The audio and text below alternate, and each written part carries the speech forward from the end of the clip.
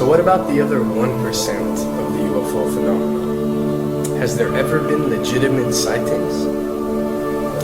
As promised, we're going to cover this 1% in a future episode. But I'll share with you something a wise man once shared with me. Before we should start focusing on dealing with problems outside our world, we should first focus on solving the problems within our world.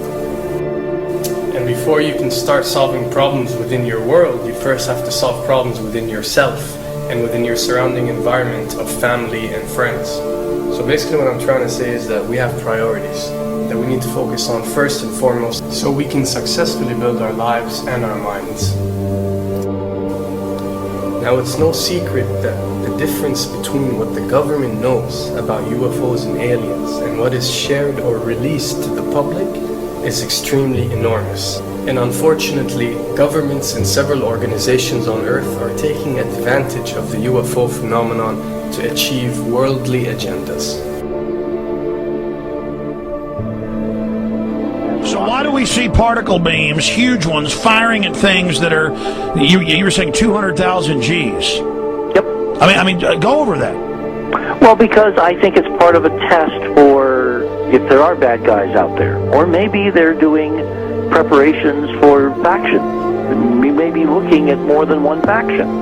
Remember, these groups tend to fragment. They fractally fragment so that you have wars within wars within wars. You know. But why would NASA release that footage? Well, remember, you've got all the good guys in NASA. And then you've got a few who are not good guys. The good guys don't know that there's something to keep secret. Remember, the lie's different at every level. They believe the lies they've been told. So when you set up a structure, an institution, which is supposed to be open and above board and is supposed to present live TV of the shuttle missions, they present live TV. Now, the controllers can't say, oh, well, you can broadcast this, but you can't broadcast that. Because the honest guys will then say, sure. Well, why can't we broadcast that? So people always say if this was happening, it would come out, and it is coming out. Well, I mean, I agree with you. When you've got the Catholic Church saying we need to love the aliens, they're our brothers, when you've got every major denomination saying it, when you've got all the movies, and you've got, in the 80s, huge programs at the Olympics with aliens landing, fake aliens, and you've got huge things the size of 3 football fields floating over Dallas, and stuff all over the place. Something's going on, and then I read government documents about fake extraterrestrial landings. Any of this. Why? I mean, you believe it's fake. Remember Operation Northwoods? Yes. Okay. Or we can go to the, September 11th. Governments do huge, big things to sway populations at key nodal points in history. They love hoaxes. Yeah, well, they manufacture history is what it is. We are building, all my UFO friends, I need to shake them because they're so, frankly, they're extremely naive, Alex. They really believe we're building toward disclosure. I believe we're building toward a mass, carefully manufactured, fake event where ETs, who are really humans, who are really part of this secret clique, who are probably Nazis, who have developed or perfected their technology from World War II, which is why you've got to get, Joseph on. They are going to basically fake out the world.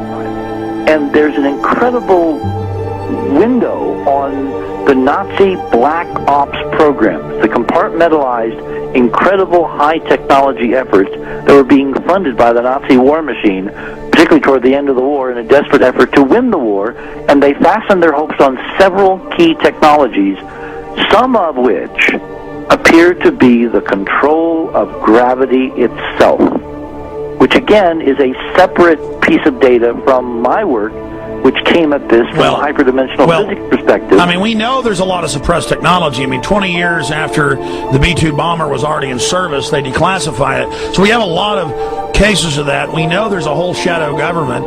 This is technology in physics, Alex, that would make anything you think you know like a candle flame compared to a hydrogen bomb. This is a physics that literally allows you to rearrange time.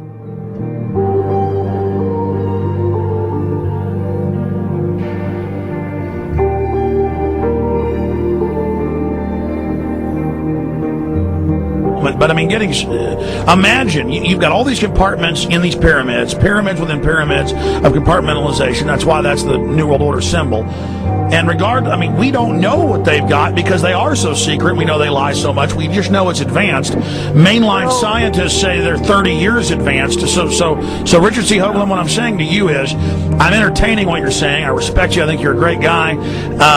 My only issue is, like you said, dealing with what we know they could be up to. The fact, Alex, we have done experiments. We have our own data. We have experiments now from the Soviet Union. 30, 40 years when the Iron Curtain came down, when Glasnost finally prevailed, a huge amount of stuff was declassified from the KGB as well.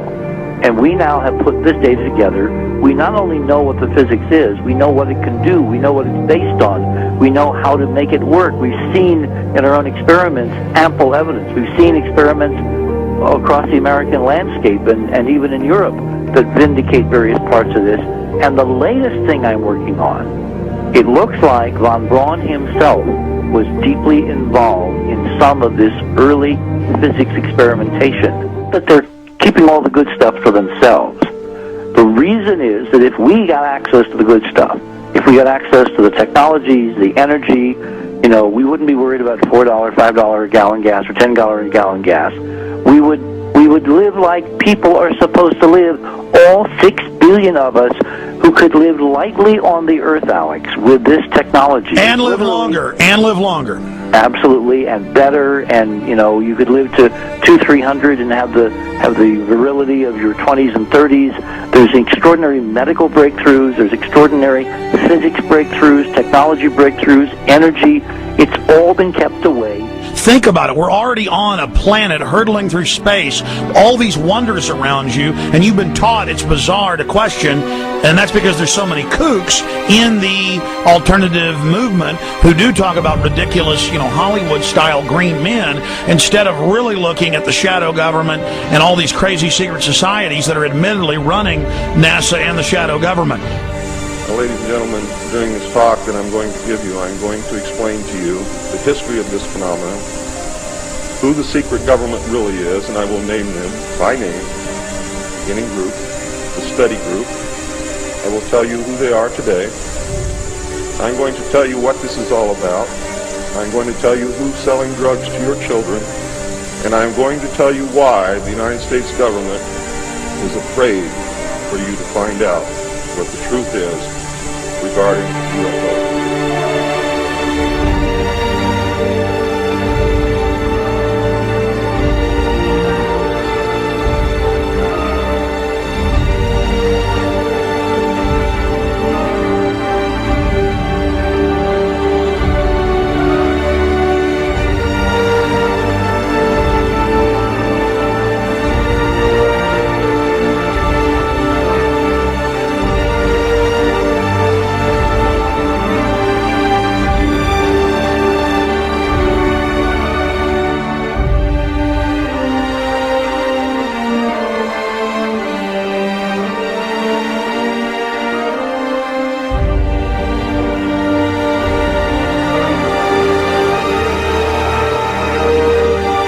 And it turns out that even though she remembered that she'd been part of the team to debrief the astronauts, she couldn't remember a thing that they said.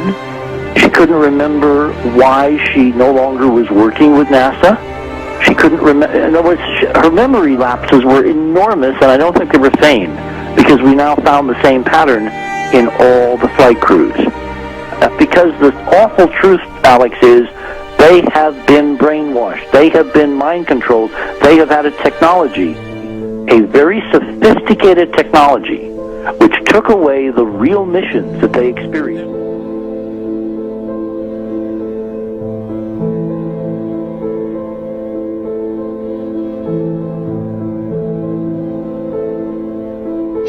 Sorry.